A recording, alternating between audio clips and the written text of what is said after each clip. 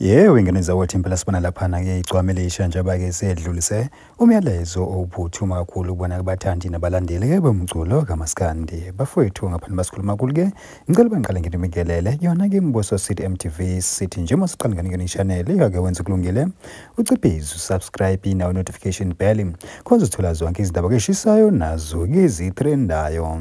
Hayi ke wengane zawothi impela sibona laphana igcwamelisha njengoba ke sedlulise umyalezo ophuthumayo kubathandi nakubalandeli ke bomculo kaMaskandi.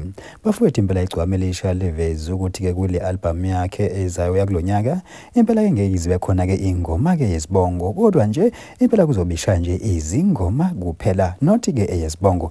Hayi ke bafowethu impela lisho njalo phana ke igcwamelisha malunga ke nomsebenzi wakhe ke omusha ke uzophuma njengoba ke ekhanyisela phela ke abantu ukuthi ke yini ke abazoyilindela kuyona ke le album ke yakhe ke ezayo. Bafowethu uthi na ke Mbuso City MTV sithi nje ake sihle ngobonda idibane yona ivideo elandelayo.